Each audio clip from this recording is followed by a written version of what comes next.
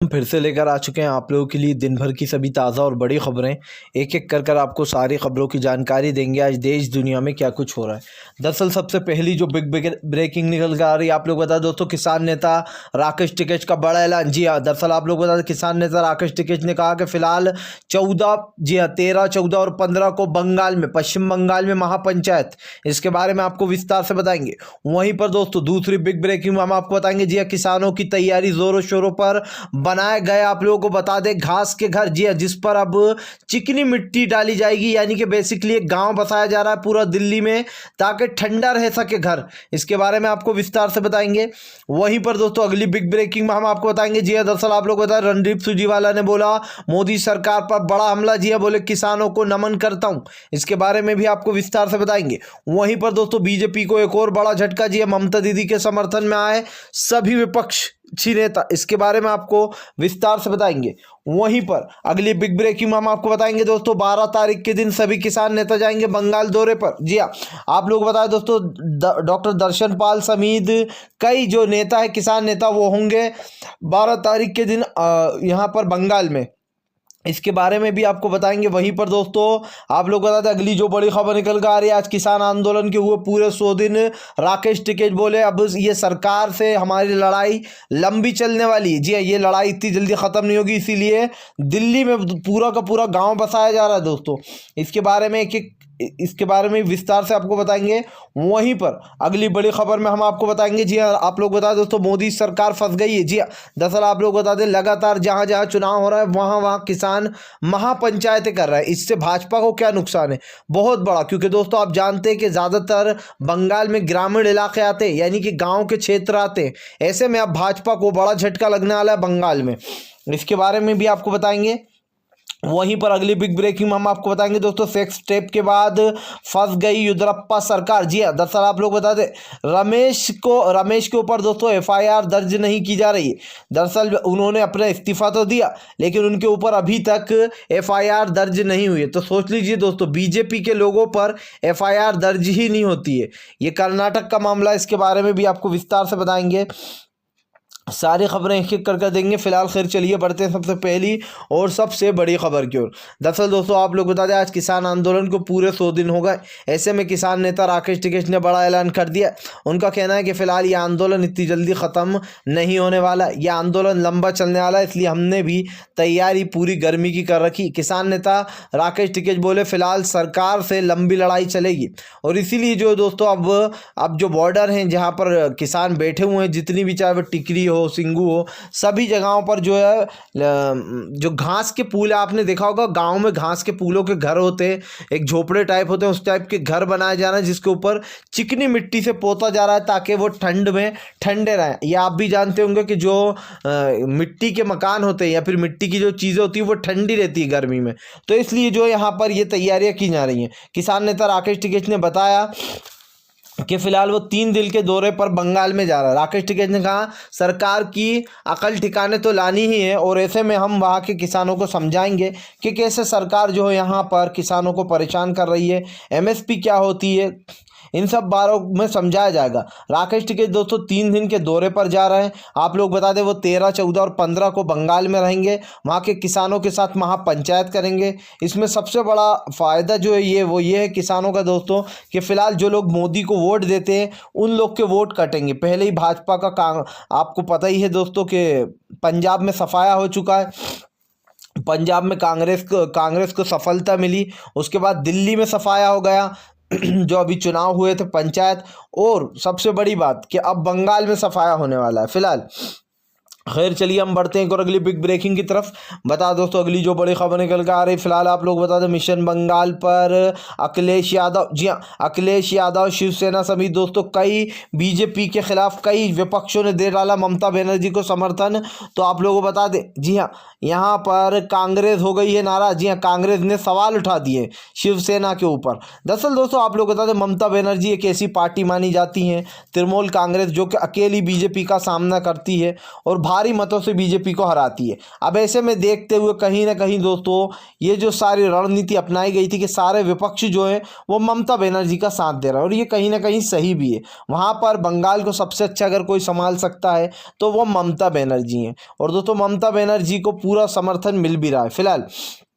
खैर चलिए हम बढ़ते हैं और अगली बिग ब्रेकिंग की तरफ। बता दोस्तों अगली जो बड़ी खबर निकल कर आ रही है, आप लोग बता दें 12 मार्च के दिन जी योगेंद्र यादव, दर्शन पाल समेत कई जो किसान नेता पहुंचेंगे बंगाल। दरअसल दोस्तों आप लोग बता दें 13 को जो है यहाँ पर जाएंगे राकेश टिकैत, उसके एक दिन पहले सभी किसान नेता जो यहाँ पर बंगाल का दौरा करने जा रहे हैं, यानी कि 12 मार्च के दिन योगेंद्र यादव समेत दर्शन पाल जी और कई जो यहाँ पर किसान नेता शिरकत करेंगे। दरअसल उनका एक ही मकसद है कि वहाँ के लोगों को जागरूक करना, जो बंगाल के लोग हैं उनको जागरूक किया जाएगा, उन्हें बताया जाएगा कैसे बीजेपी जो यहाँ पर किसानों के रास्ते में रोड़े अटका रही, पत्थर अटका रही है और उन्हें जाने से कहीं ना कहीं रोका जा रहा है। अब सबसे बड़ी इसकी ये बात है कि किसानों ने ये बड़ा ऐलान किया कि जहाँ जहाँ किसान है वहाँ पर आपको बता दें कि फिलहाल किसानों के लिए जाया जाएगा उन 5 राज्यों में जहाँ जहाँ चुनाव होने वाले हैं। अब कहीं ना कहीं सरकार की इससे मुश्किलें बढ़ रही हैं, क्योंकि 12 को योगेंद्र यादव, दर्शन पाल समेत कई किसान नेता जा रहे हैं, और 13 को जो है यहाँ पर राकेश टिकैत जा रहे हैं, जिनकी 3 दिन तक वहाँ पर महापंचायत है। यानी कि बेसिकली देखा जाए तो भाजपा को चारों तरफ से घेर लिया फिलहाल। खैर चलिए हम बढ़ते हैं और अगली बिग ब्रेकिंग की तरफ। बता दोस्तों अगली जो बड़ी खबर निकल कर आ रही है, आप लोग बता दें अखिलेश यादव ने बोला मोदी सरकार पर बड़ा हमला। जी हाँ, दरअसल दोस्तों आप लोग बता दें आज अखिलेश यादव की पहली महापंचायत होने जा रही है। महापंचायत आखिरकार अखिलेश यादव ने इतनी देर से क्यों की? क्योंकि हमने देखा है दोस्तों जितने भी विपक्ष पार्टियां हैं उन सभी ने लगभग अब पंचायतें करना शुरू कर दिया। इससे पहले प्रियंका गांधी ने 4 पंचायतें करी, उसके बाद अरविंद केजरीवाल ने करी दोस्तों एक महापंचायत, और अब अखिलेश यादव।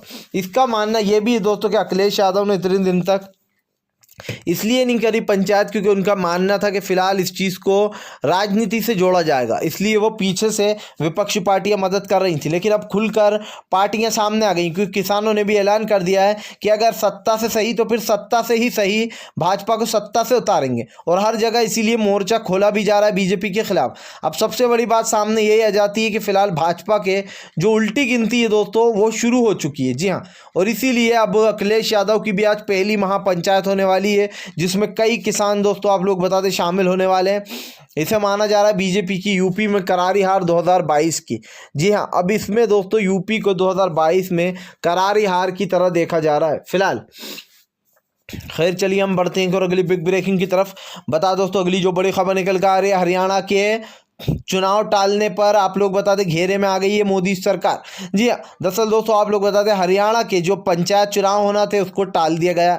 अब इसको लेकर जो यहाँ पर बुरी तरीके से फंस गई है खट्टर सरकार। जी हाँ, लोगों ने सवाल उठा दिया कि क्या दिल्ली और पंजाब की हार से डर गई है मोदी सरकार?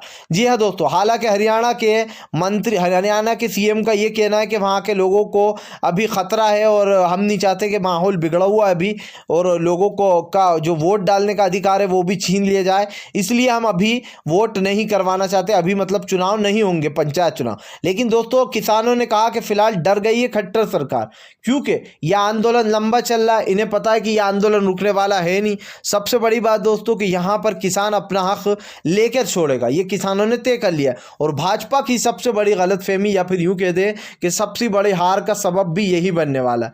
इसीलिए बीजेपी की जो सरकार है वो लगातार डर के साए में है, और एक तरीके से अगर देखा जाए तो भाजपा को बड़ा झटका लग रहा है यहाँ पे। जी हाँ, और आप भी समझ सकते हैं दोस्तों कि अगर एक तरीके से भाजपा को देखा जाए, उनका पहले का इतिहास अगर उठा लिया जाए तो कहीं ना कहीं भाजपा जो है वो पूरी तरीके से पस्त हो चुकी है, यानी कि अब कोई और ऑप्शन रह नहीं गया है भाजपा के पास। तो इसीलिए जो यहाँ पर नई नई टिकड़ा में लड़ाई जा रही है फिलहाल। खैर चलिए हम बढ़ते हैं अगली बिग ब्रेकिंग की तरफ। बता दोस्तों अगली जो बड़ी खबर निकल कर आ रही है, राकेश टिकैत बोले फिलहाल ये वैचारिक क्रांति है। जी हाँ, ये इससे थमने वाली नहीं है। अगर मोदी सरकार सोच रही है कि 100 दिन पूरे होने के बाद भी किसान अब यहाँ से चला जाएगा तो वो बहुत बड़ी गलतफहमी में। दरअसल किसान नेता राकेश टिकैत बोले ये वैचारिक क्रांति है जो कि अब थमने वाली नहीं है। अब ये क्रांति जब ही थमेगी जब भाजपा को सत्ता से उतार कर दिया जाएगा। दरअसल किसान नेता राकेश टिकैत ने साफ कह दिया कि अब वहाँ जाया जाएगा जहाँ जहाँ चुनाव होने वाले हैं, और उन 5 राज्यों में सबसे पहला उनका दौरा दोस्तों बंगाल में ही है। जैसे कि मैंने आपको बताया 13 मार्च के दिन वो बंगाल पहुंचने वाले हैं, जिसके बाद लगभग 3 दिन तक वो रैली करेंगे और वो लोगों को जागरूक करेंगे, वहाँ के किसानों को, कि वो भाजपा को वोट क्यों ना दे। जी हाँ, और दोस्तों भाजपा की लड़ाई ही क्यों है, क्योंकि अगली बार उनकी लड़ाई सीधी तृणमूल कांग्रेस से। तृणमूल हर बार काफ़ी ज़्यादा मजबूत रहती है, लेकिन अभी दोस्तों जब पारिषद के जब चुनाव हुए थे तो उसमें 110 या 120 सीटें लेकर आ गई थी भाजपा की सरकार, जिसके बाद भाजपा ने सोचा क्यों ना अब विधानसभा चुनाव भी लड़ लिया जाए। तो इसको लेकर ओवर कॉन्फिडेंस में चली गई थी भाजपा, लेकिन वहाँ की जनता ने फिलहाल बता दिया कि नंबर 1 पसंद आज भी ममता बनर्जी हैं और उनको ही चुना जाएगा। इसका एक मेन रीज़न ये भी है कि वहाँ पर हिंदू राष्ट्र बनाने की कोशिश की जाती है इस देश को, और बीजेपी दोस्तों आपको याद होगा हिंदुत्व का मुद्दा ही हर चुनाव में उठाती है। जी हाँ, यानी कि वो बेसिकली अगर उसका जो चुनाव चिन्ह है, या फिर यूँ कहते हैं कि जो चुनाव का मेन मुद्दा होता है वो हिंदुत्व से ही शुरू होता है और हिंदुत्व पे ख़त्म हो जाता है, और शिवसेना का भी सेम ऐसा ही है। अब इसीलिए शिवसेना को एक मजबूत तौर पर लिया जाता है, क्योंकि उन्होंने ममता बनर्जी को अपना समर्थन दे दिया। यानी कि दोनों ही पार्टियां हिंदुत्व पे चुनाव लड़ती हैं, लेकिन अब की बार बंगाल में फिर से एक बार ममता दीदी की सरकार बनती हुई दिखाई दे रही है, क्योंकि एक तरफ किसानों ने घेर लिया है तो दूसरी तरफ आपको बता दें जितनी भी विपक्ष पार्टियां उन्होंने भी हल्ला बोल कर दिया। तो अगर आप भी शांतिपूर्ण ढंग से पीएम की इन सभी गलत नीतियों का दिल से विरोध करते हो और आप मानते हो ये सरकार एक तानाशाह सरकार है, इसको तत्काल में अपना इस्तीफा दे देना चाहिए, तो इस वीडियो को ज़्यादा से ज़्यादा शेयर कीजिए, लाइक कीजिए, और अगर आप हमारे चैनल पर पहली बार आएँ तो सब्सक्राइब करने के साथ साथ पास में एक घंटी आएगी यानी कि बेल आइकन, उसको ज़रूर दबाएँ ताकि हमारे हर वीडियो की अपडेट आपको मिल पाए।